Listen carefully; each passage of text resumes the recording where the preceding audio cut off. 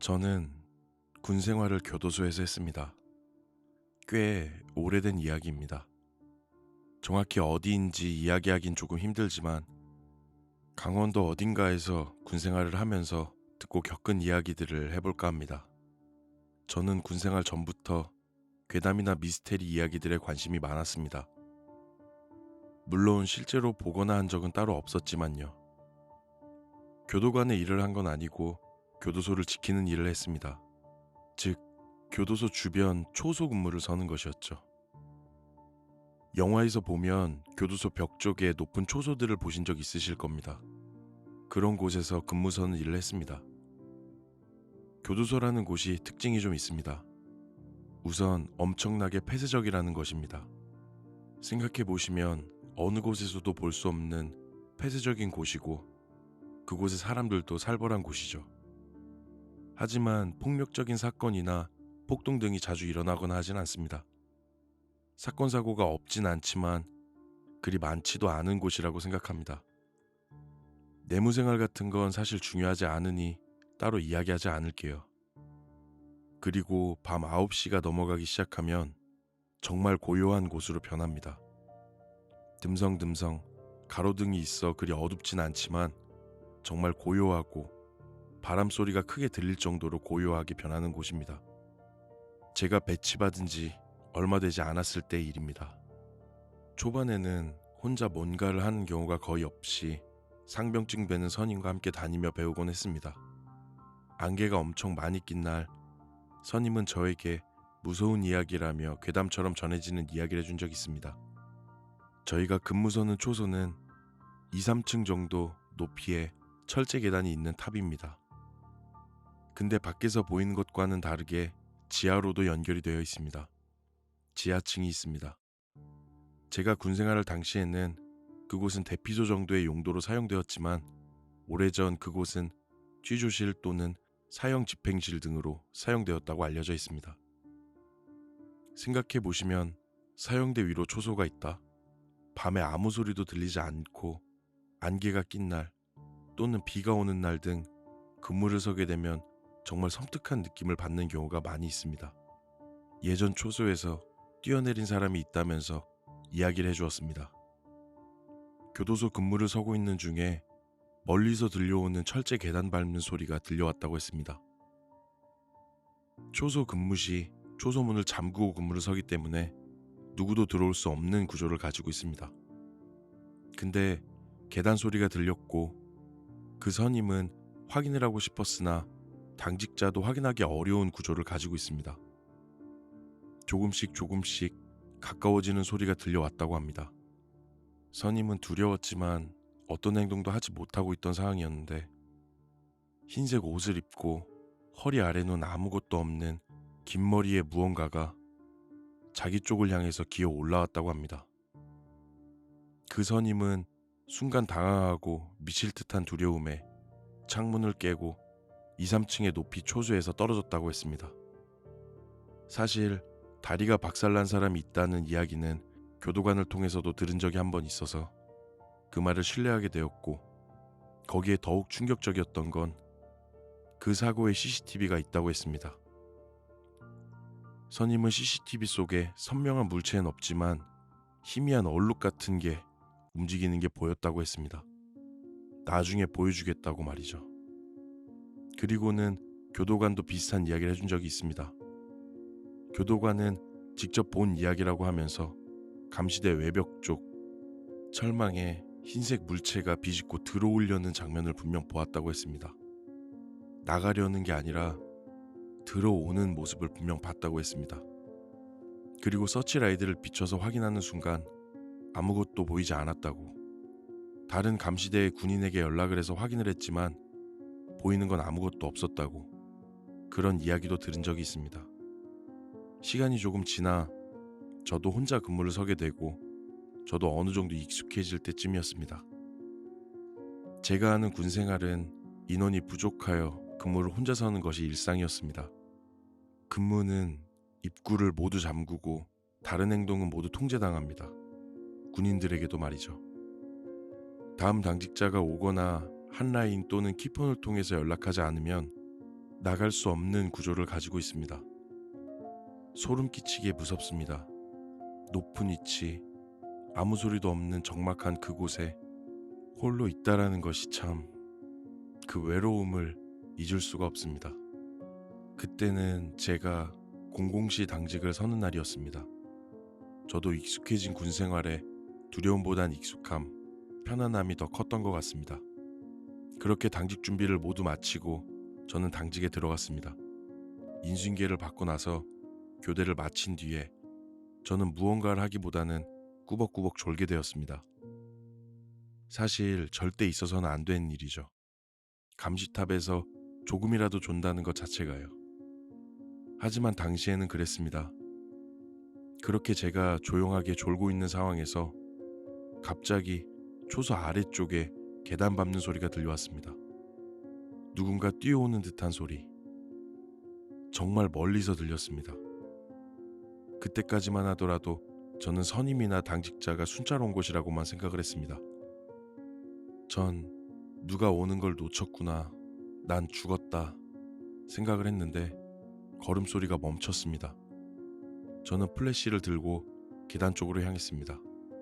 물론 밖으로 확인한 것이 아니라 틈으로 제가 보이는 부분까지만 봤습니다. 당연히 아무도 없었고 누가 중간에 서서 뭐 하는 거지? 라고만 생각을 했습니다.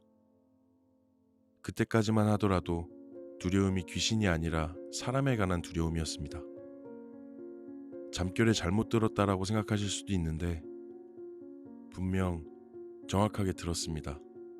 눈을 뜬 뒤에도 소리가 이어졌었거든요. 그리고는 다시 당직에 집중하고 있었습니다. 시간은 1시 40분쯤 되었습니다. 조금 뒤에 교대자가 올 거고 교대자가 올 시간이 아닌데 라는 생각을 하고 나니 계단을 통해서 올라온 게 분명 당직자나 교대자가 아니라는 것이 확신이 들었습니다. 정말 그때부터 온몸에 털이 쭈뼛쭈뼛 서기 시작했던 것 같습니다. 그리고 나서는 아무 소리도 들리지 않았습니다. 1분, 2분 지나갈 때쯤 아주 조심스럽게 계단을 올라오는 듯한 소리. 숨도 쉬기 힘들 정도로 공포감이 밀려왔습니다. 저는 정말 계단 쪽은 쳐다도 보지 않으려고 노력했습니다. 제가 할 수 있는 건 그것뿐이었거든요. 그리고 저 멀리 제 앞 초소에서 교대하는 듯한 소리가 들렸고 저도 교대자가 보이자마자 큰 소리로 경례를 했습니다. 아, 이제 끝이다. 다행이다. 생각이 들려는 찰나 다시금 계단에서 누군가 뛰어오는 듯한 소리가 들렸고 정말 바지에 볼일을 조금 봤던 것 같습니다. 무언가의 발자국 소리가 분명 초소 앞 바로 아래까지 왔다는 느낌이 들었고 저는 분명 들었습니다. 남자인지 여자인지 정확하게 알 수는 없지만 히히히 웃는 소리를요. 그리곤 교대를 했습니다. 직후에는 전 아무에게도 이야기를 하지 못했습니다. 그냥 두려움에만 떨었고 소대장을 만났을 때 이 이야기를 전달하며 저는 그쪽 초소에 당직을 안 서게 되는 것으로 마무리가 된 적이 있습니다. 사고가 날지도 모르는 상황이었기 때문이죠. 다른 선우임들에게도 이야기하지 말라는 소대장의 이야기를 끝으로 제 이야기도 끝이 납니다. 직접 본 건 아무것도 없지만 분명 선명하게 들었던 그 소리들이 아직도 제 머릿속에서 잊혀지지가 않습니다.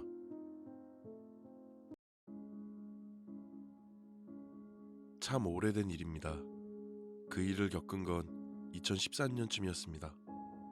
20대 초반 대학 시절 겪은 이야기입니다. 저는 방학에 PC방에서 아르바이트를 한 적이 있습니다. 혼자 일을 했고 야간에 일을 했습니다. 저녁 늦게 출근해서 오전에 퇴근해 버스를 타고 집에 가는 일이 많았죠. 일이 힘든 건 없었습니다. 지금처럼 음식 같은 걸 만드는 일이 없어 작은 주문 몇 번 받으면 되고 단골 손님 위주의 장사를 하던 곳이라 새벽에는 왔다 갔다 하는 손님도 적은 한가한 곳이었습니다. 제가 알바를 시작하고 나서 한 달이 채 되지 않았을 때 있었던 일입니다. 평상시처럼 야간 아르바이트를 하고 퇴근할 때면 저희 단골 손님 중 한 분은 저의 퇴근 시간 거의 비슷하게 항상 PC방에서 나와 저희 집 근처 방향으로 같이 걸어갔던 분이 있었습니다. 당시에 30대 중후반 정도 돼 보였던 것 같습니다. 그렇게 같이 퇴근길을 함께하던 분이었습니다. 그분은 저에게 PC 관련 사업을 한다고 하는데 저보고 같이 하자고 이야기를 했던 게 기억이 납니다. 같이 일을 하자는 식으로 계속 이야기를 했습니다. 일을 하는 동안도 퇴근하며 같이 걷는 사이에도 말이죠. 그렇게 하루 이틀 시간이 지나고 그분은 저에게 남자친구가 있냐는 식으로 이야기를 했었고 저는 없다고 이야기를 한 적이 있습니다. 그분도 자기도 애인 없다면서 저보고 사이좋게 지내자고 이야기를 했고 저는 나이 차이도 그렇지만 뭔가 꺼림칙한 분위기에 거리를 좀 두려고 했습니다. 그럼에도 일하는 동안 번호를 계속 물어보거나 음료를 사다 주거나 하는 식으로 계속 저에게 말을 걸어오던 사람이었습니다. 저는 그전과는 다르게 거리를 두려고 했고 퇴근할 때도 일부러 그분보다 먼저 나가거나 약속이 있다고 다른 길로 가는 식으로 했었습니다. 그 사이에도 그분은 저에게 계속 다가오며 이런저런 이야기를 건네왔고 거절함에도 불구하고 계속 다가왔습니다. 불편함에 저는 사장님에게 사실을 이야기했지만 사실 손님이 친절하게 대해주는 수준에서 넘어서질 않아 이렇다 할 조치를 취할 수도 없었습니다. 그렇게 시간이 지나 저는 다시 학교로 향했고 2개월가량 했던 PC방 아르바이트는 그만두게 되었습니다. 소름 끼치는 일은 그때부터 시작이 됩니다. 친구들과 술 한잔한 뒤 저녁 11시쯤 집에 오는데 모르는 번호로 전화가 왔습니다. 전화를 받으니 PC방 알바를 할 때 그 남자였습니다. 저에게 잘 지내냐고 뭐하고 지내냐는 식으로 전화가 왔고 저는 너무 무섭고 당황해서 어떻게 번호를 아셨냐고 하면서 10분가량 통화 후에 전화를 끊었습니다. 그냥 끊고 싶었는데 너무 무서웠습니다. 어딘가 숨어서 나타날까 두려움이 있었거든요. 그리곤 집으로 뛰어갔습니다. 그 뒤로도 한두 번씩 연락이 왔습니다.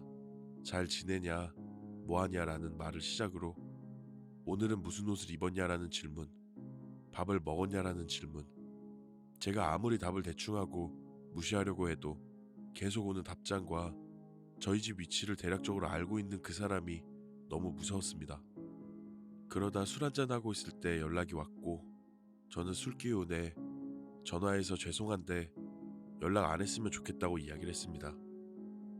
생각보다 쉽게 그 남자는 알겠다는 이야기를 하고 나서 전화를 끊었습니다. 그렇게 저와 그 사람의 관계가 끝나는 줄만 알고 있었습니다. 그로부터 2, 3일 뒤쯤 마지막 일이 일어납니다. 집에서 쉬던 저는 저녁 8시쯤 친구의 연락을 받고 심야 영화를 보려고 나가려 준비를 하고 있었습니다. 제가 사는 곳은 아파트고 13층에 살고 있었습니다. 이런저런 준비를 마치고 친구와 함께 영화를 보기 위해 나와 엘리베이터 앞에 섰습니다. 그때까지만 해도 별 생각이 없었고 아무런 두려움도 없었습니다. 엘리베이터가 13층에 도착하고 아무도 없는 엘리베이터에 올라탔습니다. 저는 1층을 누른 뒤 엘리베이터 오른쪽 구석진 곳에 가서 휴대폰을 보고 있었습니다. 근데 11층의 엘리베이터가 멈췄습니다. 띵 소리와 함께 문이 열렸는데 앞엔 아무도 없었습니다. 안쪽에서 누른 적은 당연히 없고 11층에 불도 꺼져 있던 상황이라 순간 소름이 끼치긴 했지만 살던 곳이고 닫힌 버튼을 여러 번 누르며 그냥 생각하지 않으려고 했습니다. 그리고 10층, 9층, 8층, 7층 7층에서 다시 한번 문이 열렸습니다. 아무도 없었고 그때부터 저는 뭔가 모를 두려움이 생겼습니다. 급하게 닫힌 버튼을 눌렀습니다. 7층에는 불이 꺼져 있었고 아무 소리도 없는 상황이었고 문이 닫히며 저는 모서리를 벗어나 층을 누르는 곳 앞에 서 있었습니다. 6층, 5층 5층에서 문이 열리고 저는 충격적인 장면을 봤습니다. 5층 로비에는 불이 꺼져 있는데 4층으로 내려가는 계단에 불이 켜져 있었습니다. 정말 무서워서 내리지도 닫힌 버튼을 누르지도 못하고 있었습니다. 그리고 문이 닫히며 다시 내려가기 시작했죠. 4층, 3층. 3층에 엘리베이터가 멈춰서고 당연 저는 이번에도 아무도 없을 줄 알았는데 3층 로비에 모자를 푹 눌러쓴 남자가 서 있었습니다. 저는 태어나 그렇게 무서웠던 적이 없었던 것 같습니다. 그 사람은 모자를 푹 눌러쓰고 시선은 바닥을 향했습니다. 엘리베이터를 타서 저의 대각선 쪽으로 걸어갔습니다. 엘리베이터 문이 닫히지 않길, 닫히기 전에 3층에 누군가가 나와 엘리베이터를 타주기를 정말 기도하고 기도했지만 문이 닫히기 시작했습니다. 처음 마주쳤을 땐 몰랐지만 정적이 흐르는 엘리베이터 안에서 들린 그 소리는 그 사람의 거친 숨소리가 들렸습니다. 헉헉거리는 정도는 아니었지만 호흡이 거친 느낌이 강하게 들었습니다. 뭐에 홀린 듯 저는 고개를 틀어 그 사람이 서 있는 쪽 거울을 보았을 때 모자와 옷깃 사이에 그 사람의 입꼬리가 실룩실룩 거렸습니다. 그리고는 1층에 도착했습니다. 문이 서서히 열리고 뒤에서 중얼중얼거리는 소리가 들렸습니다. 사실 저는 문이 열리자마자 뛰쳐나왔습니다. 정확하게 그 사람이 뭐라고 이야기하는지는 듣지 못했습니다. 근데 분명 제 이름을 중얼거리는 것 같이 제 이름이 분명히 들렸습니다. 저는 엘리베이터 문이 열리자마자 약 50m 정도 떨어져 있는 경비실로 뛰어갔습니다. 경비 아저씨에게 사정을 이야기하고 함께 엘리베이터 쪽으로 가니 근처에 그 사람은 없었습니다. 경비 아저씨는 경찰에 신고하자고 하셨고 CCTV를 보셨습니다. 그 남자는 분명 13층에 한창 머물고 있다가 제가 나올 때 14층에서 내려와 층마다 누르고 뛰어 내려갔습니다. 그렇게 3층까지 내려와 저와 함께 엘리베이터에 탄 거고 엘리베이터 안에서 제가 앞을 보고 있을 때 저를 빤히 쳐다보고 있었습니다.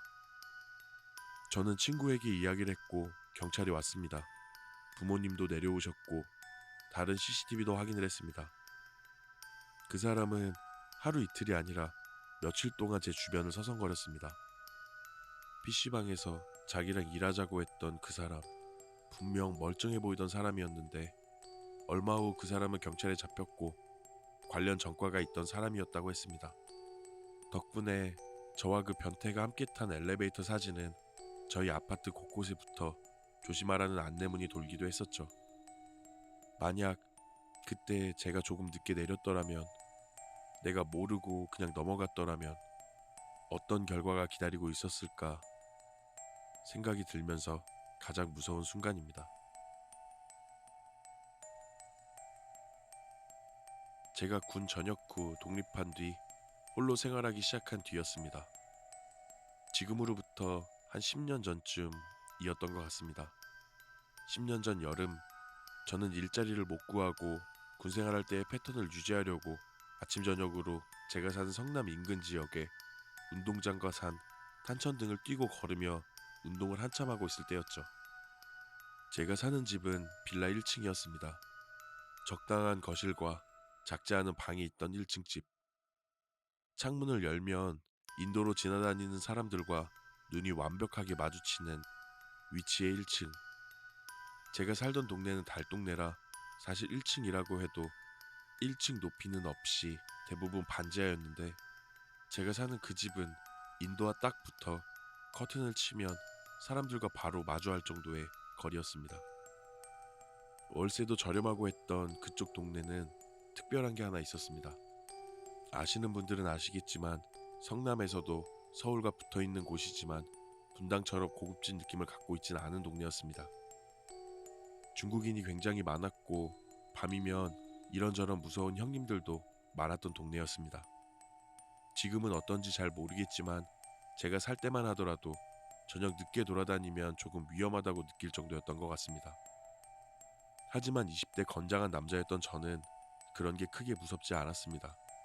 그날도 평상시처럼 저녁 한 8시쯤 저녁을 먹고 난 뒤에 저희 집에서 언덕을 하나 넘어가면 있는 헬스장으로 향하고 있었습니다. 당시 그곳이 가장 시설이 좋아 일주일에 서너 번씩 다니던 곳이었습니다. 헬스장에 도착해 운동을 시작했습니다. 한참 운동을 한 뒤에 시간이 한 9시 30분쯤 정도가 되었고, 저는 헬스장에서 샤워까지 하고 난 뒤에 제 짐을 챙겨 헬스장을 나왔습니다. 그리고는 이어폰을 양쪽 귀에 야무지게 꼽고 나서 집 쪽으로 향해 걷기 시작했습니다. 제가 집으로 향하려면 차이나타운 같은 거리를 지나쳐야 하는데 저는 천천히 그곳을 지나쳤습니다. 다들 오해가 있을 수도 있지만 생각보다 번화가라 그곳을 지나갈 때면 아무도 저를 신경 쓰지 않습니다. 그렇게 그곳을 지나 조금 어두운 골목으로 들어섰습니다. 집으로 가려면 큰 길도 있었는데 저는 조금 더 빠른 좁은 길로 향해 걷고 있었습니다. 근데 뒤에서 자꾸만 묘한 기분이 느껴졌습니다. 누군가 따라오는 듯한 느낌? 사실 시간이 늦은 시간도 아니었기에 저는 그냥 저와 같은 길을 가는 사람 정도 생각을 하고 가던 길을 걸었습니다. 근데 자꾸만 신경 쓰이는 그 느낌, 누가 뒤에서 따라 올라오는 듯한. 저는 한쪽 이어폰을 뺀 뒤에 뒤를 살짝 돌아봤습니다. 키가 조금 작은 빡빡머리 남자 한 명과 키와 덩치가 조금 컸던 머리가 긴 남자 한 명. 알아둘 수 없는 이야기하는 걸 보니 한국 사람은 아닌 듯 했습니다. 저는 무시하고 집을 향해 걷고 있었습니다. 근데 이상하게도 제가 사는 집 쪽 위치에는 중국인이 살지 않는 위치인데도 계속 따라오는 듯한 느낌을 받았습니다. 그래서 자꾸만 신경이 쓰였고 저는 언덕을 내려오는 곳에 위치한 편의점에 들어갔습니다. 들어가 맥주와 담배 한 갑을 사들고 나왔습니다. 근데 더욱 이상한 건 편의점 맞은편 주택 앞에 그 중국인 둘이 그대로 서서 담배를 피고 있는 겁니다. 그때부터 저는 뭔가 이상함을 느꼈습니다. 저 두 사람 나를 따라오는구나라고 느꼈고 이유는 알 수 없지만 강한 느낌을 받았습니다. 저는 편의점에서 나오자마자 조금은 빠른 걸음으로 이어폰을 모두 편의점 검은 봉투에 넣어두고 걷기 시작하는데 그 두 사람은 다시 걸음을 떼 제 뒤를 따라왔습니다. 그때부터 뭔가 모를 두려움에 휩싸이기 시작했습니다. 저는 비닐봉투를 묶어 혹시나 달려들면 맥주 캔이든 검정 봉지로 내리칠 생각을 하고 있었습니다. 그렇게 비닐봉지를 손에 움켜쥔 채로 걷기 시작했습니다. 집에 한 3분 정도 거리까지 왔습니다. 저는 다시금 뒤를 쳐다봤을 때 뭔가 안절부절하는 느낌의 빡빡머리 남자가 보였습니다. 그리고는 그 남자와 눈이 마주쳤습니다. 그리고는 한 명은 그 자리에서 멈췄고 빡빡머리 남자는 그 순간에 멈추지 않고 제 쪽으로 걸어왔습니다. 저도 순간 멈칫했지만 가까워지기 시작하는 순간 저는 미친 듯이 내달리기 시작해서 집을 향해 달려갔습니다. 분명 그 두 사람 모두 저를 쫓아 뛰어왔습니다. 저는 그쪽 사람들과 문제도 없었고 사소한 다툼도 없었고 정말 오만 가지 생각을 했습니다. 어쩌지 생각하면서도 뛰던 발을 멈추지 않고 집까지 뛰어들어갔습니다. 정말 뛰어오던 1분 남짓한 시간이 1년처럼. 집 문을 여는 그 순간에도 손이 얼마나 떨리던지 아직도 너무 생생하고 떨리던 순간이었습니다. 그렇게 저는 상황이 마무리되었다고 생각을 했습니다.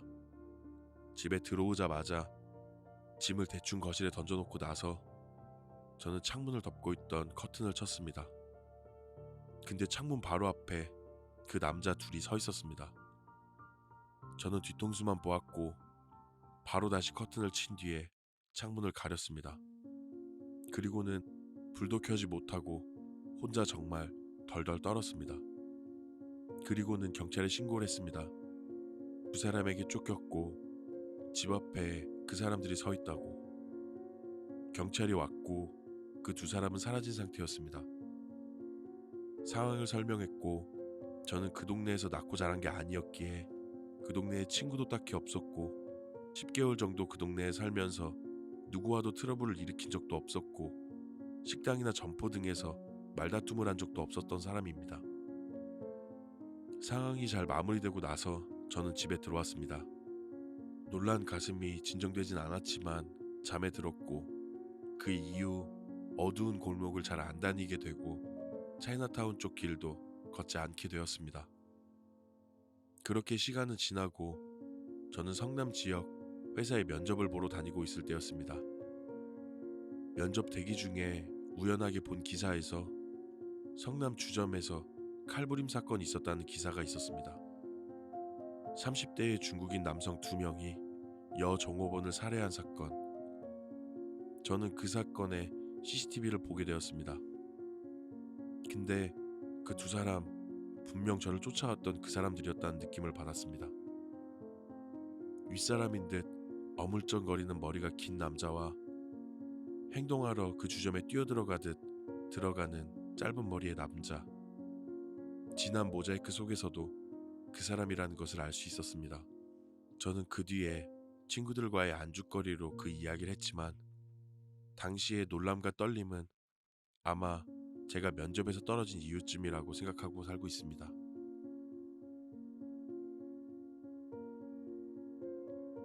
저는 공돌이입니다. 고등학교 졸업 이후 군 입대와 전역을 빼면 모두 공돌이 생활을 했습니다. 다만 일반적인 직종이 아니라 장비 정비를 하는 일을 했습니다. 물론 지금도 하고 있고요. 사실 제가 하는 일은 일 자체가 정말 편한 일이기도 하고 출근 시간이 굉장히 긴 편이긴 하지만 특별하게 힘든 것이 없는 정말 편하게 일을 합니다. 일하면서 노트북으로 몰래 게임도 하고 출근하는 날에도 친구들과 모여 늦게까지 술 마시기도 하고 그냥 그렇게 지냈습니다. 한참 동안 그렇게 지냈던 것 같습니다. 공장 인근 원룸을 구해 살고 있던 저는 생활을 바꿀 생각은 하지 못한 채로 게임에 푹 빠지게 되었습니다. 게임에 정말 돈도 많이 썼고 친구들을 만나려고 움직이던 짧은 움직임조차 없이 매일 퇴근하면 집에서 게임하고 일할 때도 앉아서 몰래 게임하고 집에서 혼자 배달 음식 시켜 먹으며 정말 엉망진창이 되어갔습니다. 돈은 돈대로 써버리고 그러다 우연히 친구들을 만났고 번화가 주변을 왔다 갔다 하는데 숨이 차더라고요. 20대의 나이에 몸이 이렇게나 망가졌나 생각이 들었습니다. 처음보다 약 한 30kg 정도 살이 찐 저는 고혈압과 천식을 얻었지만 그렇게 살면 안 된다는 것을 배웠죠. 그때부터 운동을 시작했습니다. 벤토린이라는 천식 호흡기를 들고 처음에는 퇴근길을 걸어 다녔습니다. 근데 찌는 건 진짜 금방이었는데 잘 안 빠지더라고요. 그렇게 보름쯤 걸어 다닐 때쯤 제가 살던 원룸 뒤편에 작은 산이 눈에 띄었습니다.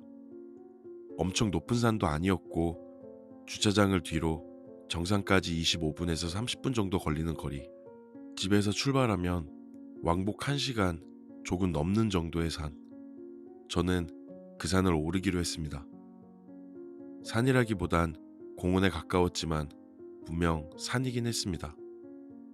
밤에도 가로등이 있었고 정상에 올라가려면 어두운 산길을 지나야 했지만 그 작은 산을 오르는 것조차 정말 생사를 넘나들 고통을 겪던 저에게 어두움 따위는 문제가 되지 않았습니다. 주간 근무를 하고 있었고 저녁 9시, 10시에도 저는 그 산을 매일 오르기 시작했습니다. 저는 한 10kg쯤 빠지게 되고 자신감을 얻기 시작했죠. 주간 근무였던 저는 야간 근무로 변경되면서 하루 쉬는 날이 생기게 되었습니다. 친구들과 술 한잔하고 집에 왔습니다. 집에서 잠에 들었고 쉬는 날이라 그런지 새벽 4시쯤 잠에 깼습니다. 뭔지 모를 개운함과 함께한 쉬는 날 새벽, 저는 옷을 주섬주섬 입고 뒷산을 향했습니다. 그렇게 정상까지 올라갔다 내려오는데 주차장에 웬 여자가 서 있었습니다. 해가 막 뜨기 시작한 때 그리 어둡지도 또 그리 밝지도 않은 상황에서 그 시간에 빨간색 원피스, 롱코트, 입은 웬 여자가 서 있었습니다. 보고 나서는 그냥 지나치고 있었지만 근처 술집에 다니는 여잔가 정도로 생각을 했습니다. 그 여자를 지나쳐 집 쪽으로 향하는데 뒤에서 또각또각 몇 번 들리고는 조용했고 저는 그냥 무시한 채로 집까지 향했습니다. 그리고는 야간 일을 시작하게 되었죠.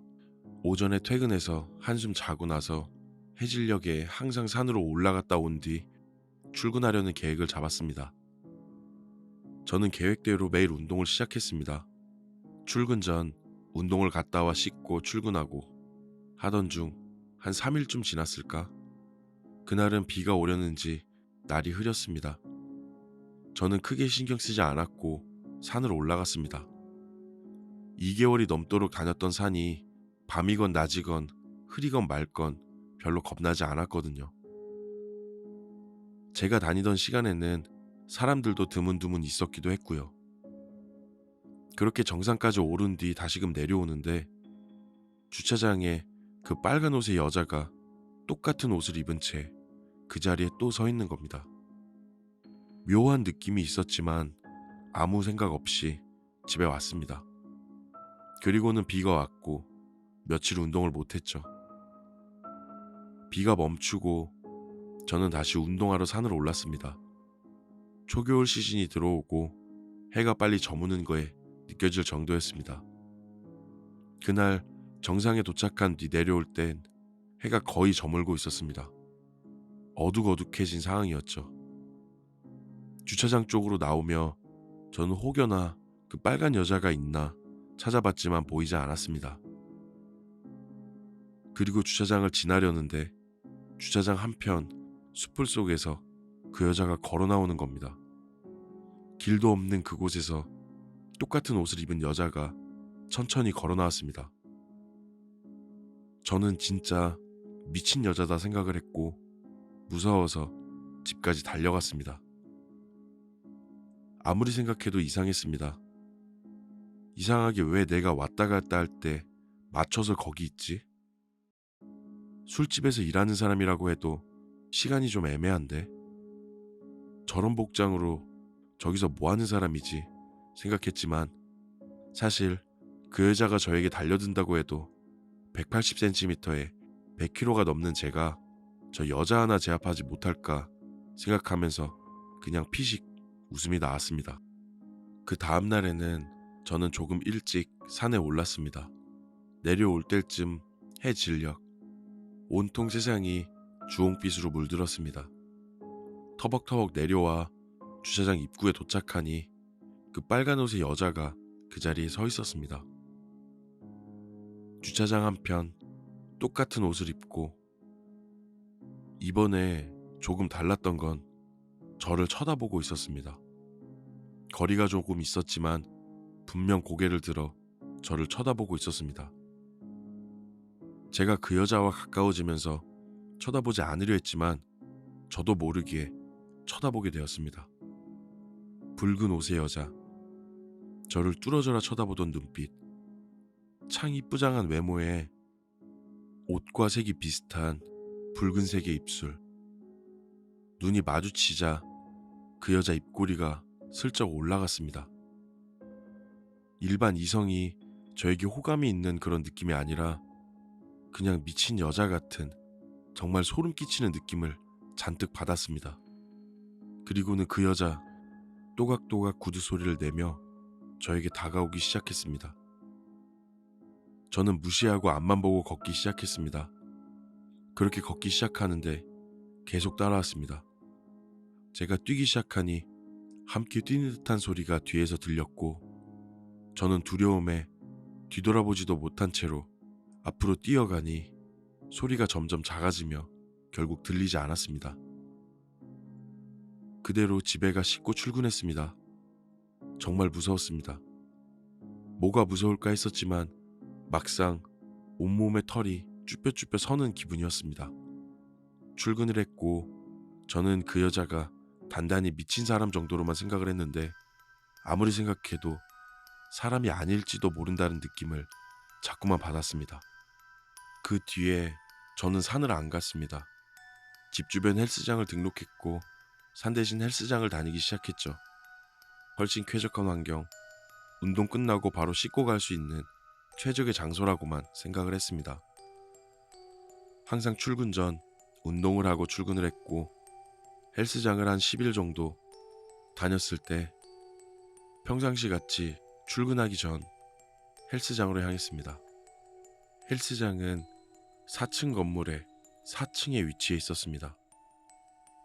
저는 엘리베이터를 타고 4층을 향했는데 굉장히 좁은 로비 바로 앞에 문이 잠겨 있고 어두컴컴 헬스장 불이 모두 꺼져 있었습니다. 쉬는 날인 걸 모르고 혼자 거기까지 가게 된 것이죠. 그렇게 혼자 멍청한 짓을 한바탕 하고 나서 뒤를 돌아 엘리베이터를 눌렀습니다. 아래에는 동물병원, 병원, 요가원 등이 있었지만 엘리베이터는 내려가지 않고 분명히 4층에 있었습니다. 엘리베이터 문이 열리는데 엘리베이터 안에 그 빨간 옷의 여자가 희죽희죽 웃고 있었습니다.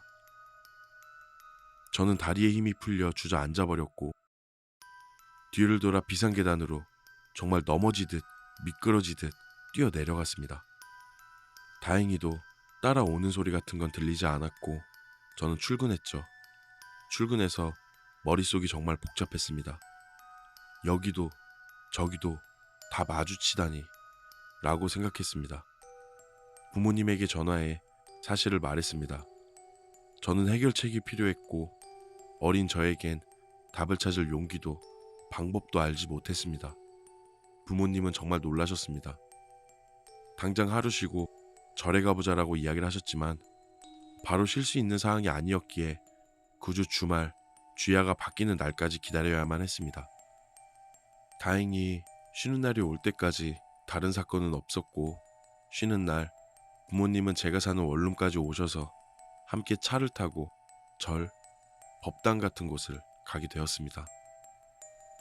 스님이 계셨고 스님은 저를 보자마자 뭐를 그렇게 달고 다니냐면서 저는 아무 말도 하지 않았는데 언제부터 그랬냐고 이야기를 하셨습니다. 무슨 이야기냐고 물어보니 마주친 게 언제냐 하면서 분명 무언가를 보는 듯한 이야기를 하셨고 왜 밤늦게 그렇게 산에 다니냐고 아무 산에나 그렇게 다니고 말 걸고 하면 얼마나 위험한지 아냐면서 화를 내셨습니다. 그리고는 저에게 부적 하나 써주셨습니다. 그 스님이 이야기해 주셨던 것은 제가 몸과 정신이 약해진 순간에 그런 영혼이 보이게 되었고 건강을 찾기 시작해도 한번 보이기 시작하면 그 영혼은 저를 쫓아다니기 시작한 거라고. 제가 피한다고 피할 수 있는 것이 아니라고. 걱정과 두려움에 덜덜 떨던 저와 부모님에게 그분은 부적을 잘 들고 잘 먹고 잘 지내면서 사람들도 잘 만나고 건강하고 정직하게 살면 아무 걱정할 필요가 없다고 이야기하셨습니다. 물론 그 말을 듣고도 저는 정직하지는 못하게 살고 있습니다. 운동은 항상 열심히 하고 있고 더 중요한 건 몇 년이 지난 지금도 부적을 몸에서 뗀 적이 없습니다. 너덜너덜해지고 색이 변했는데도 아직도 저는 그 부적을 두고 다닌 적이 없습니다.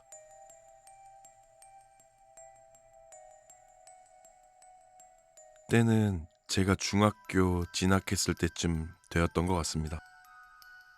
저와 여동생 둘이 겪은 이야기입니다. 제 동생은 특별한 경험을 한 적이 있습니다. 앞으로 이야기할 사건이 있기 한 3년 전쯤인가? 부모님과 저, 여동생 넷이서 한강에 놀러 간 적이 있습니다. 시간은 저녁 6시, 여름이어서 해질녘이 되기 전쯤이었습니다. 살짝 저물기 시작할 때쯤이었던 것 같습니다. 저와 여동생은 작은 고무공, 탱탱볼이라고 하는 공을 가지고 둘이 함께 놀고 있었습니다. 부모님은 맥주를 드시고 계셨고 그렇게 여동생과 저는 놀다가 제가 공을 잘못 치는 바람에 여동생 뒤쪽으로 공이 굴러가고 한강 쪽으로 공이 들어가게 되었습니다. 당시 한강은 수위가 낮아지면 강으로 향하는 내려막길을 내려가도 바로 물이 있는 것이 아니라 약간 진흙 같은 부분이 있고 그 뒤에 물이 있었습니다. 공은 그 진흙에 박혀 있었습니다. 여동생은 곧바로 공을 쫓아가게 되었고 부모님은 가지 말라고 소리치셨지만 여동생은 물에 안 빠졌다면서 저기 보인다고 하면서 한강변 쪽으로 내려가게 되었습니다. 그때 저와 어머니 둘이서 동생 쪽으로 걸어가는데 여동생의 비명소리가 들리고 여동생이 한강 쪽 내려막길에서 기어 올라오고 있었습니다. 그때 아버지도 뛰어오시고 어머니는 올라오는 여동생을 끌어올리고 여동생을 혼내셨습니다.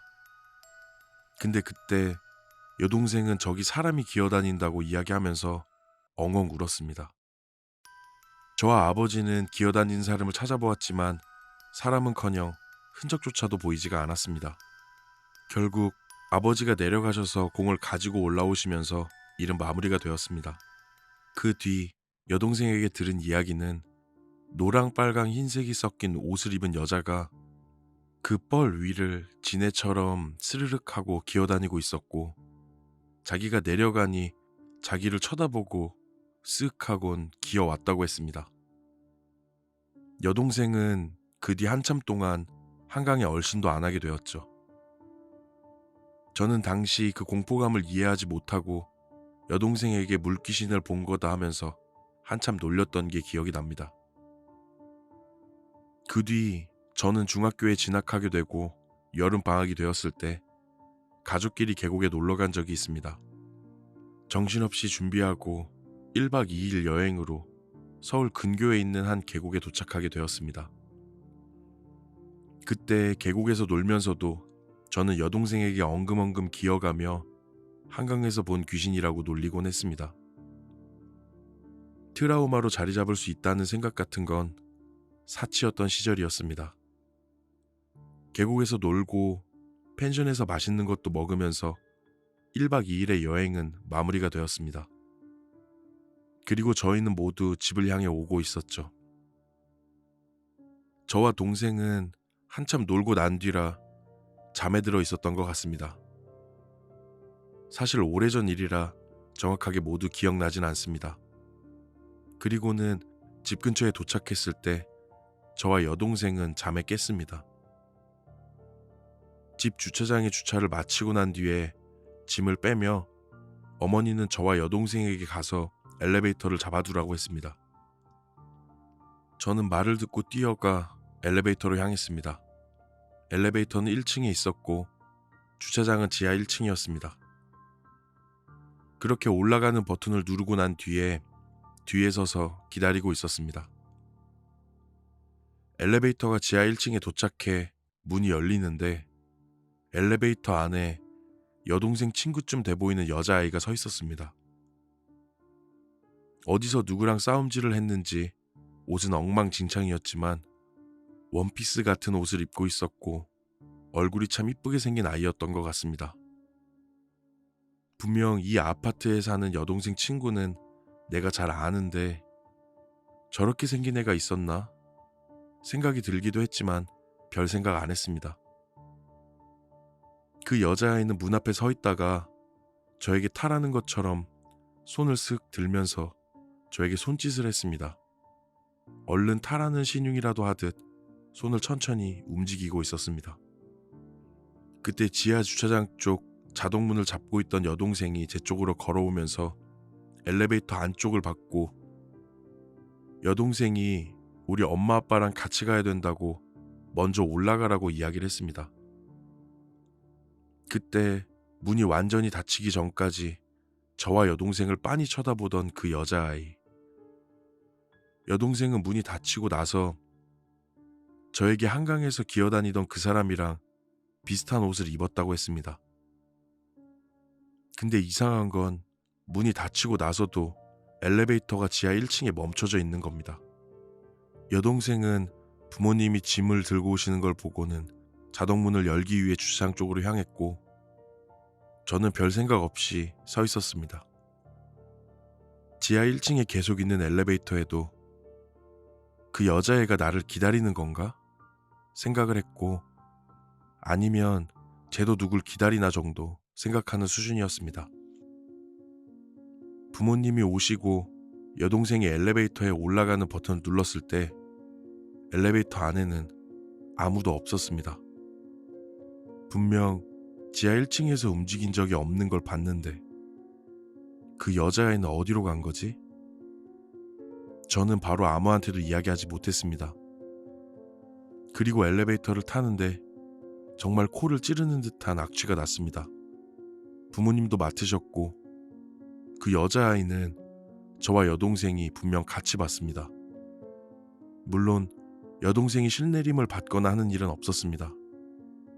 그냥 순한 여동생으로 지금까지 잘 지내고 있고, 당시에 제가 여동생과 부모님에게 있었던 일을 이야기해도 아무도 믿어주지 않았습니다.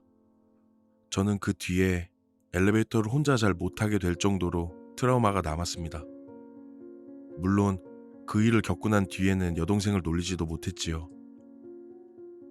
그렇게 제 기억은 끝이 났습니다.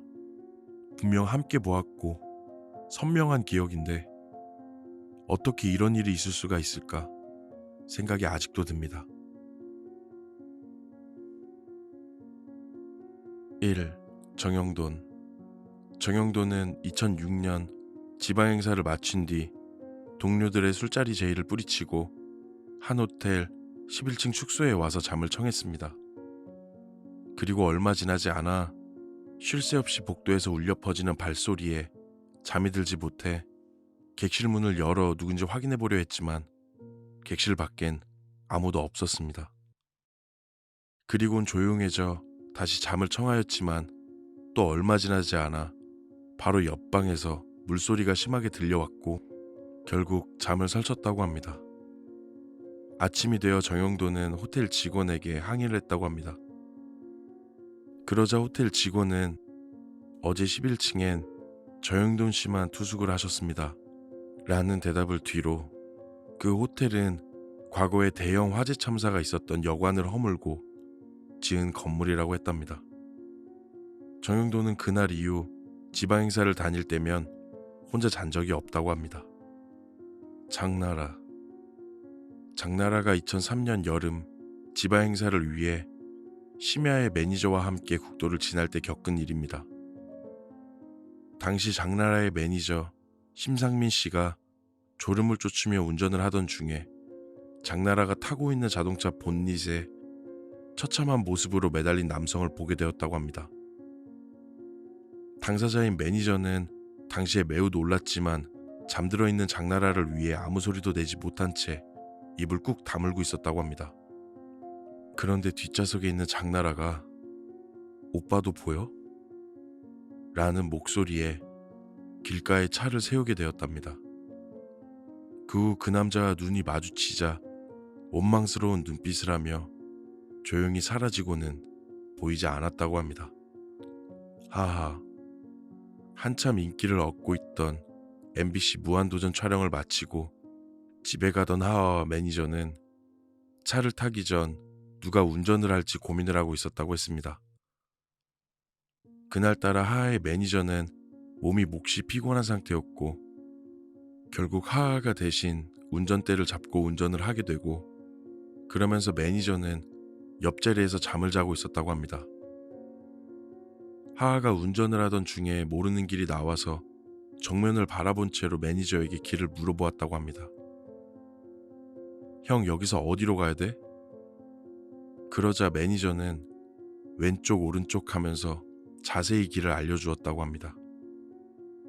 하하는 매니저가 말한 길대로 운전을 하고 가고 있었는데 갑자기 나타난 대형 트럭을 발견하고 가까스로 피하게 됩니다. 그 뒤 하하는 안도의 한숨을 내쉬고 있는데 옆자리 매니저가 순간 내뱉은 말에 얼어붙게 됩니다. "아깝다. 죽을 수도 있었는데." 라며 말을 했고 놀란 하하는 옆으로 돌아 옆좌석을 확인했는데 매니저는 곤히 자고 있었다고 합니다. 어디선가 나타난 귀신이 죽음의 길로 안내하고 있었다고. 티아라. 때는 티아라가 데뷔를 준비하던 2008년 막내였던 지연이 거실에서 자던 중 옷걸이 위에 무릎을 감싸고 앉은 소년을 목격합니다. 지연은 아무에게도 이야기를 하지 않았는데 얼마 뒤 은정 또한 같은 자리에서 깡마른 아저씨가 서 있는 모습을 보면서 멤버 전체가 공포에 휩싸였다고 합니다. 그리고 지연은 처음에 나만 귀신을 본 줄 알았는데 언니들의 귀신 목격담도 이어져 숙소를 옮기게 되었습니다. 하지만 그 이후에도 지연은 섬뜩한 느낌에 계속 시달리고 있었고 그녀는 양치질을 하다가 이상한 느낌이 들어 발밑을 확인했는데 남자의 발이 있었다고 합니다. 너무 놀라 비명을 질렀는데 슬그머니 발이 사라졌다고 말했습니다. 김신영은 2003년 개그맨 데뷔 시절 서울 대학로 소극장에서 평생 잊지 못할 무서운 경험을 했다고 합니다. 밤늦게 공연을 마치고 무대에서 침낭을 깔고 잠을 자던 그녀는 무대 뒤에서 쿵쿵거리는 소리에 잠에서 깨어났습니다. 그녀는 소리의 행방을 확인하기 위해서 소리가 나는 쪽을 바라보고는 소스라치게 놀랐다고 합니다. 커튼 밑으로 아이의 발이 바쁘게 움직이고 있었던 것이었습니다. 김신영은 커튼 사이로 보이는 얼굴에 기절할 뻔했다고 합니다. 눈과 입의 위치가 바뀐 얼굴이었고 요즘도 그 모습을 떠올리면 다리에 힘이 풀린다라고 이야기합니다. 장윤정은 2004년 데뷔를 앞두고 어머나를 녹음할 때 정체불명의 발자국 소리에 녹음 중단 소동을 겪었습니다. 조명을 끄고 녹음하던 그녀는 누군가가 지나가는 발자국 소리와 함께 누가 앞을 지나가는 듯한 괴이한 기분이 들어 노래를 멈췄습니다. 하지만 녹음실에 있던 사람들은 아무것도 보지도 듣지도 못했고 장윤정은 선명한 발자국 소리에 문을 뚫고 내 앞으로 다가오는 기분이 들어 너무 무서운 나머지 한동안 녹음실 근처에도 가지 못했다라고 합니다. 빅뱅. 당시 최정상의 인기를 누리고 있던 빅뱅. 준비 중이던 노래 거짓말의 뮤직비디오를 촬영하기 위하여 한 고등학교로 향하고 그렇게 촬영이 시작되었다고 합니다. 분주하던 촬영 현장이 순간 시간이 멈춘 것처럼 조용하게 된 사건이 생기게 됩니다. 갑자기 교내 방송이 나오게 된 것입니다. 빅뱅과 스태프들은 모두 멈춰 소름 끼치는 경험을 하게 됩니다. 촬영하던 그 학교는 운영하지 않는 폐교였기 때문입니다. 박혜미는 뮤지컬 배우로 활발하게 활동하던 당시 뮤지컬 브로드웨이 42번가의 주연으로 무대에 올랐습니다. 당시에 2천여 명의 관객을 앞에 두고 연인과 이별하는 가슴 아픈 장면을 연기하는데 객석에서 갑자기 정말 슬프게 우는 여자 목소리가 들렸다고 합니다. 그 울음소리는 너무 크고 지속적으로 들려서 무대를 마친 후 도대체 누가 운 거냐고 무대 관계자에게 묻자 객석 어디에도 무대 뒤에도 운 사람은 없다고 합니다. 최민수는 정신적으로 힘이 들었던 순간에 사람이 없는 곳을 찾아갔다고 합니다. 혼자 조용한 시간을 보내기 위해 그가 찾은 곳은 한 마을에 있는 폐가. 그 집에서 며칠간 최민수는 먹고 자며 살게 됩니다. 그런데 어느 날 하얀 옷을 입은 두 명의 여자가 보였다고 합니다. 얼굴이 정말 예쁘게 생겼던 그 여자들이 궁금해 동네 근처에 사는 어르신에게 찾아가 본 것을 이야기하며 물어보니 깜짝 놀랐다고 합니다. 그 뒤 최민수는 그 귀신과 함께 살면서 혼자 이야기도 하고 가죽 공예를 하면 그 귀신들은 옆에서 따라하곤 했다고 합니다. 김현기. 일본에 진출한 개그맨 김현기는 일본에서 공포 특집 프로그램 촬영을 하러 어떤 한 마을로 가게 됩니다. 그 마을에는 유명한 우물이 있었는데 그 근처에만 가면 사람들이 무언가에 홀린 듯 우물로 들어가 빠져 죽는다는 소문이 있었습니다. 그 우물 때문에 자꾸만 기이한 일들이 일어나서 촬영하게 되었는데 촬영하는 당시에 아무 일도 일어나지 않았고 방송에 나갈 분량을 채우지 못했다고 합니다. PD와 스태프들은 망연자실하고 있었는데 갑자기 PD가 김연기에게 위험한 발언을 했습니다. 김연기 씨, 우물 안에 들어가 보는 게 어때? 이러다가 방송 못 나가겠어. 그러자 김연기는 정색을 하며 대답을 했습니다. 제가 왜요? 싫습니다. 어떻게 거길 들어가요? 라고 말하고는 촬영장을 떠났다고 합니다. 그리고는 촬영이 중단되었고 저녁이 되자 김연기는 PD에게 너무 싹수 없게 군 것이 마음에 걸려 찾아가서 사과를 하게 되었다고 합니다. PD님, 아까 정말 죄송하지만 우물 안에 들어가라고 하시는 것은 정말 너무했습니다. 그러자 PD는 정색을 하며 내가 언제 그랬지? 난 그런 말 한 적 없는데?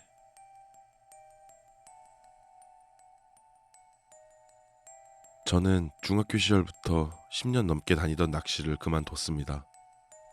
수도 없이 다녔고 혼자서 둘이서 많이도 다녔던 낚시였는데 그날 이후 저는 가지고 있던 낚시 장비를 모두 처분했습니다. 이제는 한 번씩 지인들 손에 이끌려 가는 경우는 있어도 제가 가자고 하는 경우는 없습니다. 그 일을 겪은 건 한 3년쯤 지났습니다. 저는 정말 당시에 낚시에 미쳐 있었습니다. 동호회로 친구들과 혼자 수도 없이 낚시를 다녔습니다. 물론 여자친구도 있었지만 퇴근하면 낚시하러 가고 주말이나 휴일에도 낚시를 주로 다니는 저를 여자친구는 항상 못마땅하게 생각했고 그로 인한 다툼이 정말 많았습니다. 그것 때문에 정말 한참 고민했습니다. 어떻게 낚시를 줄일까가 아니라 어떻게 해야 낚시를 안 싸우고 다닐 수 있을까라는 생각을 할 정도로 정말 당시에는 낚시에 미쳐 살았습니다. 그러다 동호회에 함께 낚시 다니는 아는 형님이 여자친구를 데리고 다니면서 텐트도 치고 고기도 먹으면서 재미를 붙여보라고 이야기를 했습니다. 그 말을 들은 뒤에 저는 바로 여자친구에게 전화해서 같이 낚시 가자라고 이야기했던 적이 있습니다. 결과는 물론 대판 싸웠죠. 그리곤 생각을 접었습니다. 근데 기회가 찾아왔습니다. 여자친구는 자기 친구가 캠핑 다니는 모습을 보고는 자기도 가고 싶다며 이야기를 했습니다. 저는 바로 바닷가로 가자고 이야기를 했고 가서 물고기 잡아서 회도 먹고 삼겹살도 먹자고 이야기하니 저번과 반응이 다르게 너무나도 좋아했습니다. 그렇게 저희는 바닷가로 캠핑을 가게 되었습니다. 대부분의 캠핑 장비를 가지고 있던 저는 따로 준비할 것도 없이 그냥 차를 끌고 출발하면 될 정도였습니다. 그리고 금요일 여자친구와 제가 모두 퇴근 후에 제가 준비한 낚시 포인트 겸 텐트를 피고 취사하기 좋은 포구 인근으로 출발했습니다. 저희가 사는 지역에서 약 1시간 정도 더 떨어진 곳으로 정말 작은 포구였고 동네 주민 말고는 딱히 사람도 없었던 곳입니다. 한 1시간쯤 운전을 했을까? 서너 번 와본 곳임에도 불구하고 낯선 느낌만 자꾸 들어 뭔가 불안했습니다.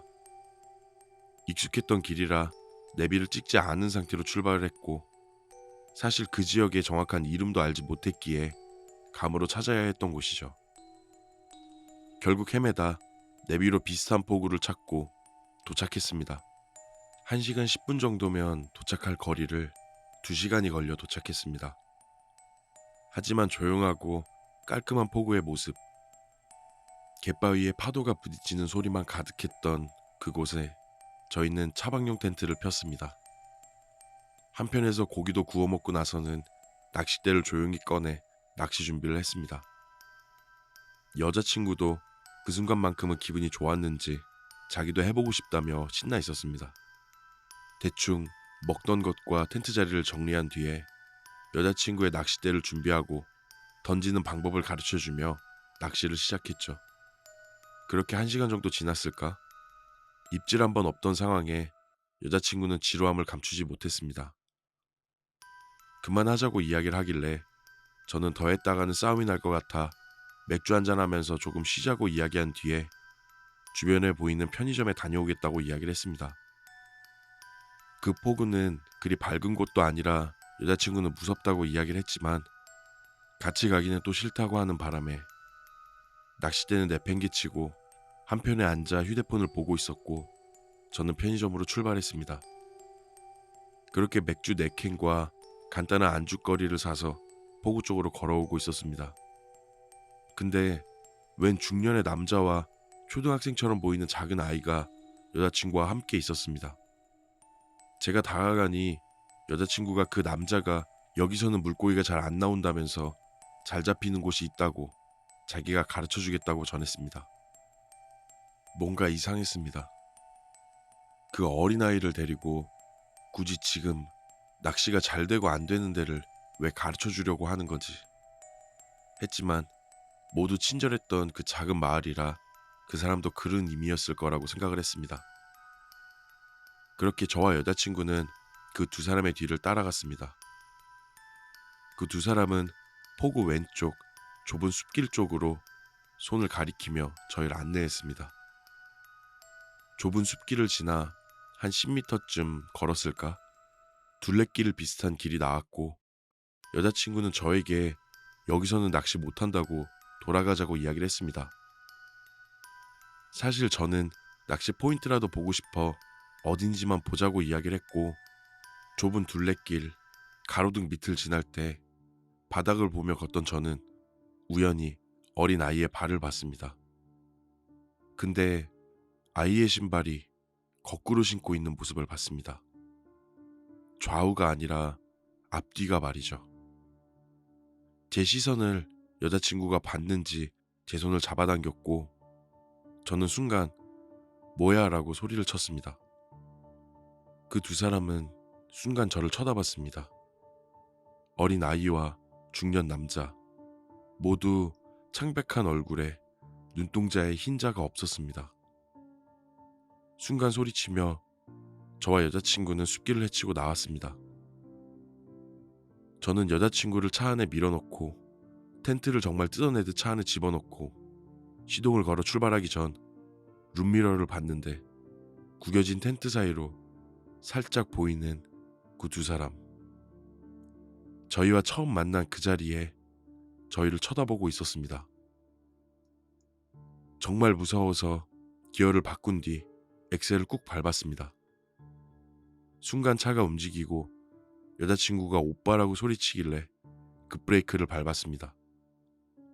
저는 분명 제대로 기어를 넣었는데 후진해 두고 엑셀을 밟았고 하마터면 낚시하던 곳에 빠질 뻔했었죠. 물론 얼마나 가깝게 갔는지 룸미러나 사이드미러를 통해서 쳐다보지도 못했습니다. 혹여나 마주칠까, 혹여나 차에 탈까 너무나도 두려웠습니다. 그리고 그 뒤 3년이라는 시간이 지났고 그 사건은 여전히 잊혀지지가 않습니다. 다른 건 희미한 기억으로 변했지만 그날 백미러로 보였던 그 두 사람의 모습이 말이죠. 그 두 사람은 분명 웃지도 울지도 않는 무표정한 모습으로 룸미러를 통해 저와 정확히 눈을 마주쳤습니다. 저는 아직도 해변가를 가거나 밤에 혼자 운전을 할 때면 룸미러를 보는 것이 공포로 다가옵니다.